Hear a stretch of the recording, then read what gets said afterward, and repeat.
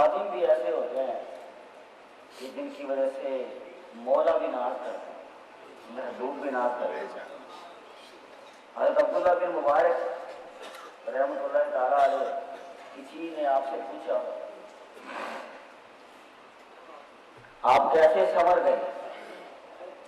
हज़रत अब्दुल्लाह बिन मुबारक रहमतुल्लाह ताला अलैह से पूछा आप कैसे संवर गए? फरमाने लगे मुझे मेरे खादिम ने संवार दिया। पूछा कैसे?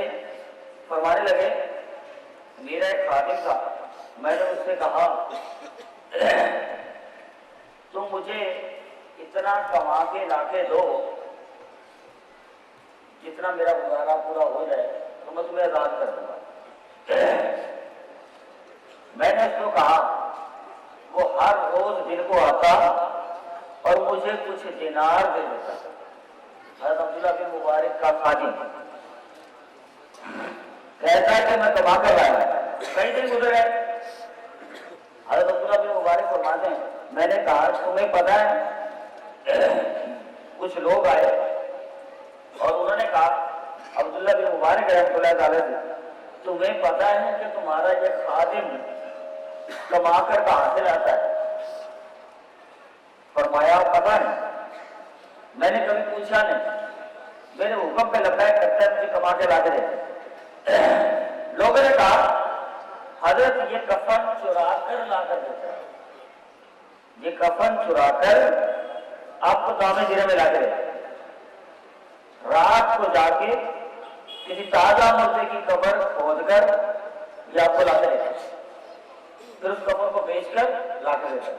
हज़रत अब्दुल्लाह बिन मुबारक बड़े परेशान हो गए, घबरा गए कि मैंने सोचा कि भी खादिम है मगर ये कहां से कमाई ला के देता है मुर्दों के कब्र की। बहरहाल कहा कि चलो आज रात मैं देखता हूं कि क्या इसमें हकीकत भी है कि इन लोगों ने अपने सबसे बड़े लड़क कहा। रात जब हुई खादिम आपकी ड्यूटी से फारिग होकर अंधेरा हो गया, हज़रत अब्दुल्लाह बिन मुबारक फरमाते हैं मैं उसके पीछे चल दिया। पीछे जा रहा था वो कब्रिस्तान की तरफ चल पड़ा। मुझे कुछ सच साबुत हुआ कि कब्रिस्तान की तरफ से चल पड़ा। मैंने इरादा किया सारी रात सुबह तक इसकी पीछा करूंगा। वो कब्रिस्तान की तरफ चल दिया। आप फरमाते हैं मेरा शक मजीद मजबूत हो गया। आगे जाके कब्र उसने खोदी।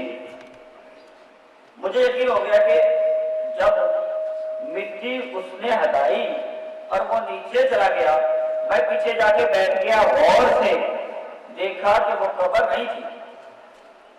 कब्र खोदकर वो कब्र के नीचे चला गया मगर कब्र नहीं थी, कब्र नुमा कोई गड्ढा था।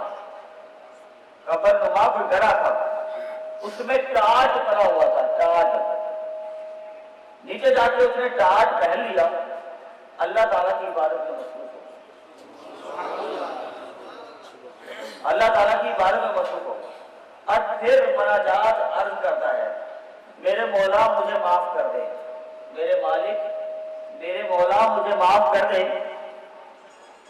दिन भर मैं तेरी बारगाह में हाजिर ना हो सका, दिन भर मैं तेरी बारगाह में हाजिर ना हो सका। मेरे मालिक मेरा मुर्शिद, मेरा मालिक मेरा मुर्शिद मुझे छोड़ता नहीं है। रब की बारगाह में अर्ज करता है कि मौला मैं सारा दिन तेरी बारगाह में हाजिरी ना दे सका। वजह यह है कि मेरा मुर्शिद मुझे सारा दिन छोड़ता नहीं है।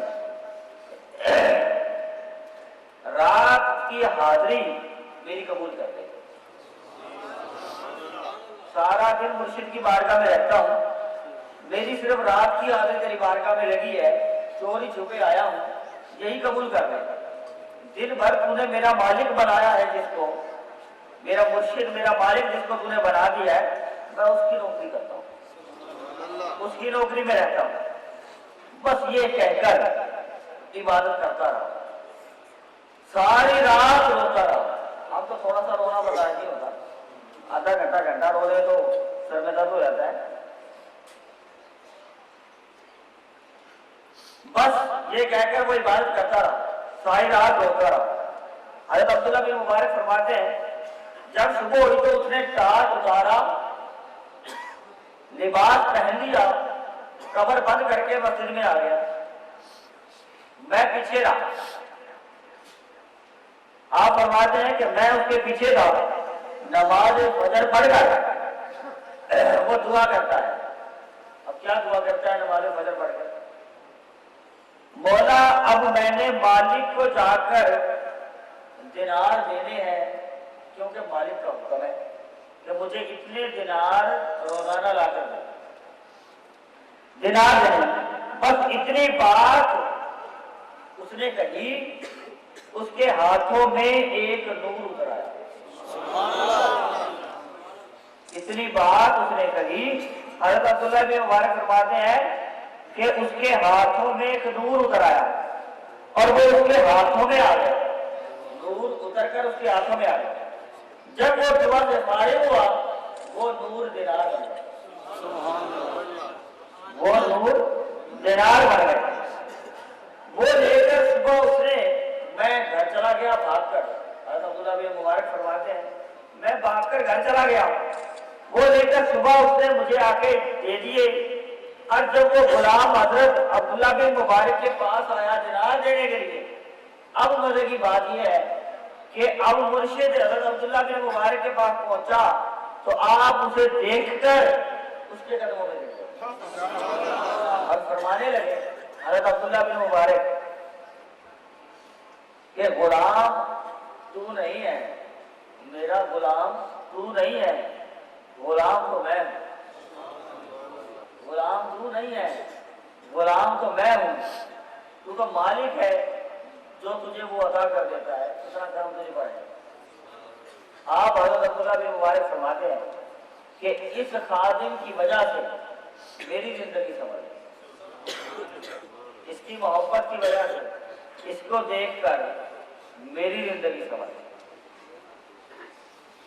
हज़रत इब्राहिम बिन आदम रहमतुल्लाह तआला अलैह, आपसे किसी ने पूछा कि हजरत आपको जिंदगी ने क्या दिया, क्या सीखा? आप जिंदगी में कैसे, क्या दिया आपको जिंदगी ने, क्या समझे आप, क्या खोया, क्या पाया आपने जिंदगी में?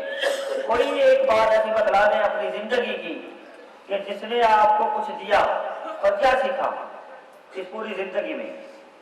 किसी ने पूछा, क्योंकि हजरत मौलाए मुश्किल कुशा हजरत अली करबला वजहुल करीम से किसी ने पूछा कि हजरत ये दुनिया क्या है?